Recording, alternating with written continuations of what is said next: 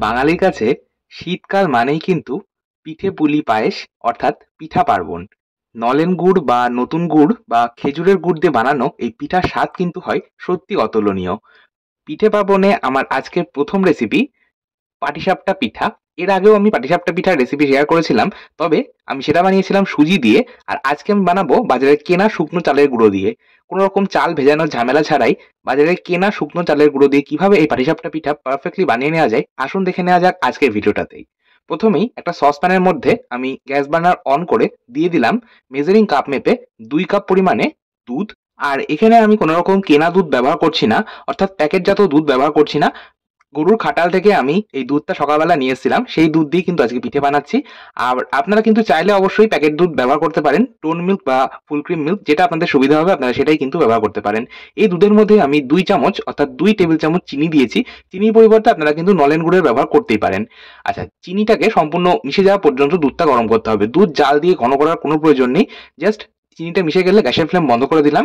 এখন আমি দুধটাকে হালকা ঠান্ডা করে নেব। ততক্ষণে আমি একটা পাত্রের মধ্যে পাটিসাপটা পিঠা বানানোর জন্য যে শুকনো উপকরণগুলো প্রয়োজন সেগুলো নিয়ে নেব। আমি নিয়ে নিচ্ছি 1 কাপ পরিমাণে শুকনো চালের গুঁড়ো। আমি এখানে বাজারে কেনা শুকনো চালের গুঁড়ো ব্যবহার করছি। আর ব্যবহার করলাম চালের গুঁড়োর অর্ধেক পরিমাণে অর্থাৎ হাফ কাপ পরিমাণে ময়দা। অবশ্যই ময়দা ব্যবহার করতে হবে, শুধুমাত্র শুকনো চালের গুঁড়ো দিয়ে কিন্তু পাটিসাপটা পিঠা পারফেক্টলি হবে না। আর আপনারা চালের গুঁড়ো যা ব্যবহার করবেন তার অর্ধেক পরিমাণে ময়দাটা ব্যবহার করবেন। আর খুব অল্প পরিমাণ 1/4 চা চামচ মতো লবণ দিয়েছি। শুকনো উপকরণগুলো মিশিয়ে নিলাম। খুব অল্প পরিমাণ একটু লবণ দিলে টেস্টটা ব্যালেন্স হয় আর পিঠের স্বাদ কিন্তু আরো দ্বিগুণ মাত্রায় বেড়ে যাবে। আচ্ছা, এবার আমি যে চিনি মিশ্রিত দুধটা ছিল সেই চিনি মেশানো দুধটাই আমি হালকা গরম অবস্থায় দিয়ে দিচ্ছি। দুধের টেম্পারেচারটা কিন্তু এমন রাখতে হবে যাতে আপনাদের একটা আঙুল যদি দুধের মধ্যে দেন তাহলে সেক্ষেত্রে দেখবেন আঙুল কিন্তু সেই টেম্পারেচারটা সইতে পারবে। দুধটা খুব বেশি গরমও না, খুব বেশি ঠান্ডাও থাকবে না। আচ্ছা, যাই হোক, আমি এই হালকা গরম দুধটা সম্পূর্ণটাই কিন্তু দিয়ে দিয়েছি, মানে 2 কাপ দুধ নিয়েছিলাম সেই 2 কাপ দুধ দিয়ে দিয়েছি। এখন ওই দুধের পাত্রের মধ্যেই আরো 1 কাপ পরিমাণ জল দিলাম। এবার আমি জলটাকে অর্ধেকটা ব্যবহার করলাম, বাকি অর্ধেকটা পরে ব্যবহার করব। আর দেখুন পাটিসাপটার ব্যাটার কিন্তু মোটামুটি তৈরি। আমি হাতার পেছনে নিয়ে দেখাচ্ছি, দেখুন এইরকম একটা পাতলা স্তর পড়েছে। এইরকম একটা সেমি থিক আমাদের ব্যাটারটা তৈরি করতে হবে পাটিসাপটা পিঠার জন্য। আর দেখুন এখানে আমি হাফ কাপ জল ব্যবহার করেছি আর বাকি হাফ কাপ জল পরে ব্যবহার করব।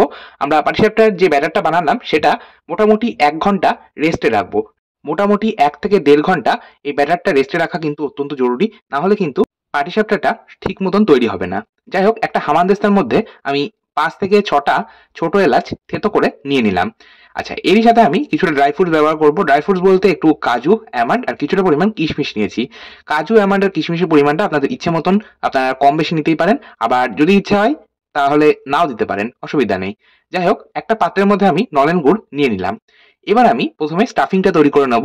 স্টাফিংটা তৈরি করার জন্য আমি প্রথমেই কড়াইয়ের মধ্যে দিয়ে দিলাম 1 চা চামচ ঘি। ঘিটাকে গরম করে নিচ্ছি। আর এখানে কিন্তু ঘির পরিবর্তে তেল ব্যবহার না করাই ভালো, কারণ যে কোনো মিষ্টি বা পিঠেতে তেলের পরিবর্তে ঘি ব্যবহার করলে স্বাদটা ভালো হয়, বিশেষ করে স্টাফিং এ। যাই হোক, এবার আমি প্রথমেই ড্রাই ফ্রুটস গুলো দিয়ে 40 থেকে 50 সেকেন্ড নাড়াচাড়া করে তুলে নিলাম। ড্রাই ফ্রুটস খুব বেশি সময় ধরে ভাজার প্রয়োজন নেই। এবার ড্রাই ফ্রুটস ভেজে নেওয়ার পর কড়াইয়ে যে ঘিটা রয়ে গেছে ওর মধ্যেই আমি থেতো করে নেওয়া ছোট এলাচ অর্ধেকটা পরিমাণে দিয়ে দিলাম। আমি ছোট এলাচটা জাস্ট 5 থেকে 7 সেকেন্ড নাড়াচাড়া করে ভেজে নিলাম। তারপর দিয়ে দিলাম 2 টেবিল চামচ সুজি। এখানে কিন্তু সুজি খুব অল্প পরিমাণে ব্যবহার করতে হবে, খুব বেশি ব্যবহার করবেন না। আমি 500 ml অর্থাৎ হাফ লিটার দুধের জন্য কিন্তু আমি 2 টেবিল চামচ সুজি ব্যবহার করলাম। সুজিটাকে খুব বেশি লাল করে ভাজার প্রয়োজন নেই, জাস্ট 1 মিনিট লো মিডিয়াম আছে নাড়াচাড়া করে ভেজে নিলেই হবে। সুজিটা ভেজে নেওয়ার পর দিয়ে দিলাম 500 ml অর্থাৎ হাফ লিটার দুধ। আর দুধের মধ্যেই আমি দিয়ে দিচ্ছি 3 থেকে 4 টেবিল চামচ গুঁড়ো দুধ। গুঁড়ো দুধ ব্যবহার করলে সুজির স্ট্রাকচারটা ভীষণ ভালো আসে। আর অবশ্যই যে ক্ষীরটা আমরা বানাচ্ছি, মানে পাটিসাপটার স্টাফিং এ ক্ষীরের ব্যবহার করব, সেই ক্ষীরটাও কিন্তু খুব দ্রুত তৈরি হবে আর ক্ষীরের স্বাদটাও কিন্তু অবশ্যই ভীষণ ভালো হবে। আচ্ছা, আমি দুধটা মিশিয়ে নিলাম। আর যেহেতু কড়াইটা বেশ গরম ছিল সেই জন্যই কিন্তু আহ, দুধটা দেওয়ার পর দুধটা হালকা গরম হয়ে গেছিল, তার মধ্যে আমি গুঁড়ো দুধটা মিশিয়ে নিলাম। এবার আমি দুধটা জাল দিয়ে নেবো। গ্যাসের আঁচটাকে কিন্তু মিডিয়ামে রেখেছি। অপরদিকে অপর একটা পাত্রের মধ্যে আমি আরো 2 কাপ দুধ গরম হতে বসিয়েছি। আর ওর মধ্যে আমি দিয়ে দিলাম 2 টেবিল চামচ গুঁড়ো দুধ। আর দিয়ে দিলাম খুব অল্প পরিমাণ হাফ চা চামচ মতন ছোট এলাচের গুঁড়ো। আমি এই দুধটাকেও কিন্তু গ্যাসের আঁচটাকে লো মিডিয়ামে রেখে জাল হতে বসিয়ে দিলাম। আর অপরদিকে স্টাফিং এর জন্য যে দুধটা আমরা জাল দিচ্ছি সেটা কিন্তু আমরা মোটামুটি 5 থেকে 7 মিনিট মিডিয়াম আঁচে জাল দিয়ে নিয়েছি। আর যে সুজিটা ব্যবহার করেছি সেটা কিন্তু সম্পূর্ণ সেদ্ধ হয়ে গেছে, অর্থাৎ সম্পূর্ণ কুক হয়ে গেছে। এখন আমি এর মধ্যে দিয়ে দিলাম হাফ কাপ পরিমাণে নলেন গুড়। নলেন গুড় দিয়ে মিশিয়ে নিলাম। সুজিটা সম্পূর্ণ সেদ্ধ হওয়ার পরেই কিন্তু নলেন গুড়টা ব্যবহার করতে হবে।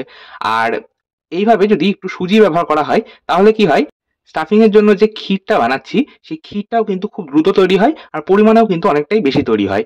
আপনারা সুজির পরিবর্তে চালের গুঁড়োও কিন্তু ব্যবহার করতেই পারেন, সেক্ষেত্রেও কিন্তু একই কাজ হবে। তবে আমার এই সুজির ক্ষীরটা কিন্তু পাটিসাপটা পিঠার স্টাফিং এ ব্যবহার করলে স্বাদটা বেশি ভালো লাগে বলে মনে হয়, সেই জন্য কিন্তু আমি এখানে সুজির ক্ষীর ব্যবহার করি। অপরদিকে অপর গ্যাস বার্নারে যে দুধটা আমি জাল দিচ্ছিলাম সেই দুধটাও কিন্তু বেশ ঘন এসেছে। আমি এর মধ্যে দিয়ে দিলাম বাকি যে অর্ধেক ছোট এলাচের থেতো করা ছিল সেই ছোট এলাচ থেতো করাটা, আর দিয়ে দিলাম 1/4 কাপ পরিমাণে নলেন গুড়। অপরদিকে আমি স্টাফিং এর জন্য যে সুজির ক্ষীরটা বানাচ্ছিলাম সেই সুজির ক্ষীরটাও কিন্তু আমাদের তৈরি হয়ে গেছে। আমি সবশেষে গ্যাসের ফ্লেম বন্ধ করে দিয়ে দিলাম আগে থেকে ভেজে রাখা ড্রাই ফ্রুটস গুলো, সমস্তটা দিয়ে মিশিয়ে নিয়ে একটা আলাদা পাত্রে নামিয়ে নিলাম। আর আমি ক্ষীরটাকে ঠান্ডা করে নেব। অপরদিকে আমি একটা বেগুন নিয়েছি, বেগুনের এই মাথার কাজটা এইভাবে কেটে নিলাম। বেগুনের মাথার কাজটা দিয়ে আমরা ব্রাশের কাজ করব আজকে।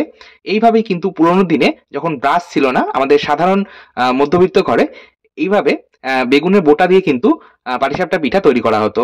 আমার মা ঠাকুমাদের কিন্তু আমি দেখেছি এইভাবে পাটিসাপটা পিঠা তৈরি করতে, সেই জন্য আমি এইভাবে আজকে তৈরি করে দেখাচ্ছি। যাই হোক, অপরদিকে পাটিসাপটা পিঠার সাথে পরিবেশন করার জন্য যে ক্ষীরটা বানাচ্ছিলাম সেই ক্ষীরটাও কিন্তু তৈরি হয়ে গেছে। আর এই ক্ষীরটা কিন্তু একটু পাতলা থাকতেই নামিয়ে দিতে হবে, মানে গ্যাসের ফ্লেমটাকে বন্ধ করে দিতে হবে, কারণ এটা ঠান্ডা হওয়ার পর যথেষ্ট ঘন হয়ে যায়। যাই হোক, এবার আমি একটা তাওয়ার মধ্যে আমি বেগুনের যে বোটাটা কেটে নিলাম সেটা দিয়ে তেল ব্রাশ করে নিলাম। খুব অল্প পরিমাণ তেল ব্রাশ করলেই হবে, যেহেতু এটা ননস্টিক তাওয়া। তেলটা ব্রাশ করে নেওয়ার পর গ্যাসের ফ্লেমটাকে কিন্তু লো মিডিয়ামে করে নিতে হবে। হাই ফ্লেমে তাওয়াটা ভালো মতো গরম করে নেওয়ার পর গ্যাসের ফ্লেম লো মিডিয়ামে রেখে সমস্ত পাটিসাপটা কিন্তু ভাজতে হবে। গ্যাসের ফ্লেম মিডিয়াম বা হাই ফ্লেমে পাটিসাপটা ঠিক মতো ভাজা যাবে না, তাই গ্যাসের ফ্লেমটাকে লো মিডিয়ামে রেখে আমাদের পাটিসাপটাগুলো ভেজে নিতে হবে। যাই হোক, তাওয়াটা গরম হয়ে গেছে। আমি এবার 1 হাতা ব্যাটার এইভাবে দিয়ে দিলাম, একদম মাঝ বরাবর দিলাম। আর 10 থেকে 15 সেকেন্ড আপনারা একটু অপেক্ষা করবেন, তারপরে দেখবেন যে ওপরটা পাটিসাপটার যে ওপরটা সেটা কিন্তু বেশ শুকিয়ে এসেছে বা ড্রাই হয়ে গেছে। সেই পর্যায়ে দিয়ে দিতে হবে স্টাফিং, যে স্টাফিংটা আমরা আগেই রেডি করে রেখেছি অর্থাৎ সুজির ক্ষীর, সেটা দিয়ে দিতে হবে। এবার যে সাইডে আমরা স্টাফিংটা দিয়েছি সেই সাইড থেকে কিন্তু এইভাবে খুন্তি বা একটা চামচের পেছনের সাহায্যে এটা উল্টে নিতে হবে বা সাপটে নিতে হবে। যেহেতু এটা পাটিসাপটা তাই পাটির মতন সাপটে নিতে হবে, তাহলে কিন্তু আমাদের পাটিসাপটা পিঠা তৈরি হয়ে যাবে। আর পাটিসাপটা পিঠা তৈরি হয়ে যাওয়ার পরেই কিন্তু আপনারা তাওয়া থেকে নামিয়ে নেবেন না, এইভাবে সাইডে রেখে দেবেন। সাইডে রেখে দিলে এই ক্রিস্পিনেসটা ভীষণ ভালো আসে। এটা আমার দিদিমার একটা ছোট্ট টিপস। আমরা এইভাবেই পাটিসাপটা পিঠা বানিয়ে থাকি বাড়িতে। এইভাবে সমস্ত পাটিসাপটা পিঠা তৈরি করে নিতে হবে। দেখুন, আমার সমস্ত পাটিসাপটা পিঠা তৈরি করে নেওয়া হয়ে গেছে। এবার আমি এটা পরিবেশন করছি। যে ক্ষীরটা বানিয়েছি সেই ক্ষীরের সাথে এই পাটিসাপটা পিঠা পরিবেশন করব। এই ক্ষীরের সাথে এই ক্ষীরের পাটিসাপটা বা মালাই পাটিসাপটা খেতে কিন্তু অসাধারণ লাগে। আপনারা অবশ্যই এইভাবে একবার বাড়িতে বানিয়ে দেখতে পারেন। আশা করছি আপনাদের প্রত্যেকের কিন্তু ভীষণ ভালো লাগে। পাটিসাপটা পিঠা বানানো কিন্তু সবথেকে সহজ একটা পিঠার পদ্ধতি। আপনারা বাড়িতে অবশ্যই এইভাবে বানিয়ে দেখতে পারেন। আর বাজারে কেনা শুকনো চালের গুঁড়ো দিয়ে এইভাবে আপনারা যদি পাটিসাপটা পিঠা বানান তাহলে কিন্তু পাটিসাপটা পিঠা একদম পারফেক্ট হবে। আজকের মতো তাহলে এই পর্যন্তই। আবার চলে আসবো নতুন কোনো ভিডিও নিয়ে, নতুন কোনো রেসিপি নিয়ে। আপনারা তাহলে সঙ্গে থাকুন, ভালো থাকুন, সুস্থ থাকুন। ধন্যবাদ।